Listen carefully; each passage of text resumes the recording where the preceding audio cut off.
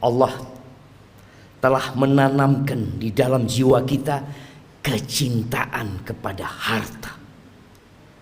Zuyyina linnas hubbus syahawat minan nisa wal banin wal qanatiril muqantarati minadh dhahabi wal fiddah wal khailil musawwamati wal an'ami wal harth dzalika mata'ul hayatid dunya wallahu 'indahu husnul ma'ab. Allah menjelaskan kepada kita bahwa telah ditanamkan kecintaan syahwat kepada wanita, kepada anak-anak, kepada harta yang berlimpah ruah, yang bertumpuk-tumpuk. Dulu kuda-kuda yang mewah, sekarang mobil-mobil yang mewah. Pertanian, peternakan, itu sesuatu yang sudah dicintakan kepada kita. Itu kesenangan kehidupan dunia.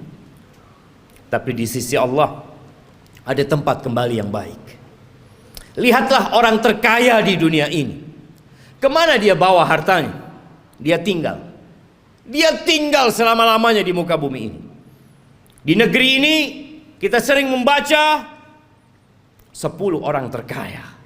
1 fulan, 2, 3, 4, 5, 6, 7, 8, 9, 10. Semua hartanya ditinggal. Hati-hati dengan dunia ini. Jangan sampai kita tertipu.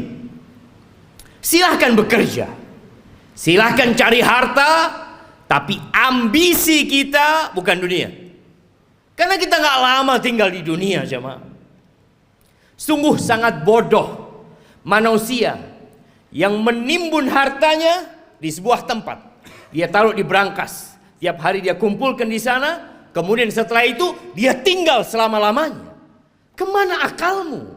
Bukankah kau capek menumpuk harta itu? Bukankah kau sekolah tahunan untuk mendapatkan harta itu? Dan kau udah dapat. Kenapa kau nggak bawa? Kenapa kau tinggalkan selama-lamanya kau tinggalkan di muka bumi? Dan kebanyakan kita seperti itu. Hanya bekerja dan terus bekerja, kemudian pergi meninggalkan dunia. Ahibati fillah,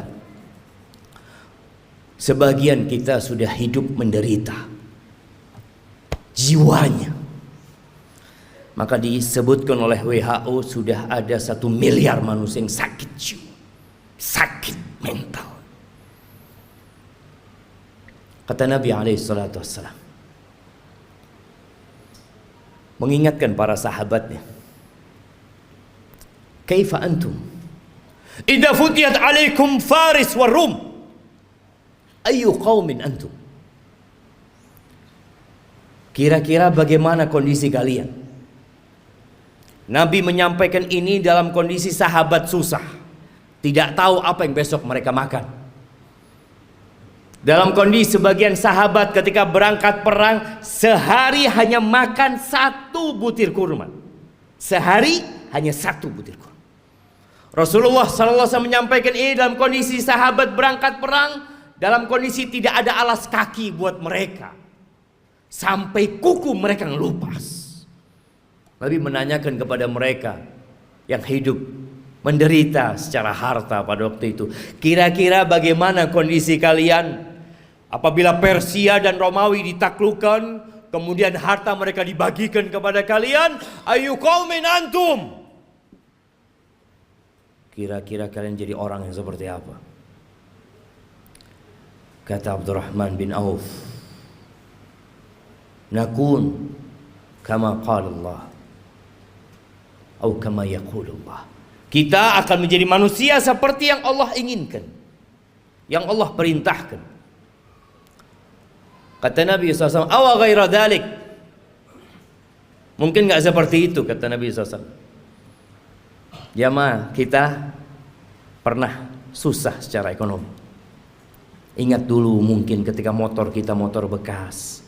Ingat dulu ketika kita sebagian belum menikah, nggak punya apa-apa.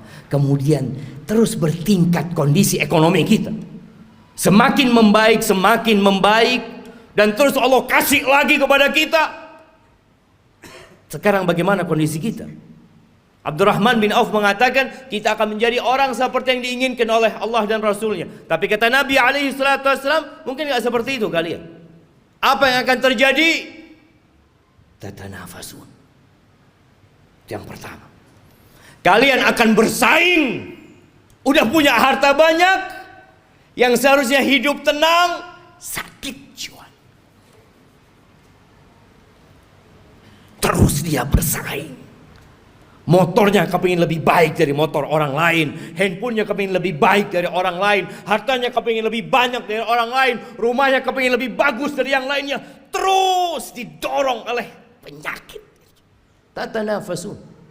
Itu yang akan terjadi. Oke. Bersaing boleh kan? Selama kita tidak menzalimi orang lain. Tapi Nabi SAW mengatakan itu hanya awal yang akan terjadi. Yang kedua, thumma tatahasadun. Kalian akan saling hasud setelah itu. Karena dunia ini sempit, jamaah. Kursi-kursi itu terbatas. Kalau sudah ada yang duduk di sana, yang lain nggak bisa duduk di situ. Dia harus turunkan dia. Dia harus menggantikan posisi itu. Kalian akan saling hasud. Kita lihat orang-orang yang di pasar. Bagaimana kondisi jiwa mereka. Yang mungkin tampak sehat-sehat menurut kita, tapi sakit jiwanya. Nabi menyampaikan kalian akan saling iri. Kalian akan saling hasud. Gak suka orang lain lebih baik dari dia daripada sisi. Gak suka dia. Padahal saudaranya Muslim, yang seharusnya dia bergembira dengan kegembiraan saudaranya, yang seharusnya dia cinta kepada saudaranya seperti dia mencintai diri dia sendiri. Tapi itu tidak terjadi. Kalian akan hasud, akan iri. Selesai enggak? Yang ketiga, thumma tatadabarun. Kalian enggak saling bertegur sapa. Enggak kepingin ketemu. Kalau ketemu sama saudaranya sakit hatinya. Selesai? Belum. Yang keempat, yang akan dibawa pulang, yang akan dibawa tidur, yang akan dibawa makan, thumma tatabaghadun. Kemudian kalian akan saling membenci. Kalian akan bermusuhan dengan saudara kalian sendiri. Ahibati fillah. Itu penyakit yang sudah menimpa kita. Nabi alaihissalatu wassalam mengatakan, dabba ilaikum da'ul umam. Sudah menyerang kalian penyakit-penyakit umat yang sebelumnya. Iri dan dengki. Ahibati fillah, tidak dilarang kita mengumpulkan harta, tapi tolong niatnya yang diperbaiki. Rasulullah sallallahu alaihi wasallam ketika melihat ada seorang sahabat yang bekerja keras mengumpulkan harta, kata orang-orang di kalangan sahabat yang lainnya mengatakan, laita hadza fi sabilillah. Aduhai kalau kekuatan dia, energi dia itu disalurkan di jalan Allah, di jihad fi sabilillah. Maka Nabi mengatakan kepada para sahabatnya, lau kana yas'a. Kalian tahu kalau orang ini keluar bekerja dalam rangka memberikan nafkah kepada kedua orang tuanya yang udah sepuh, fahuwa fi sabilillah. Dia di jalan Allah. Yang kedua, lau kana kharaj yas'a ala auladin lahu sigar. Kalau dia bekerja dalam rangka niatnya memberikan nafkah kepada anak-anak yang masih kecil, fahuwa fi sabilillah. Dia di jalan Allah. Jangan diremehkan dia bekerja. Yang ketiga, in kana kharaja yas'a yu'iffa nafsah.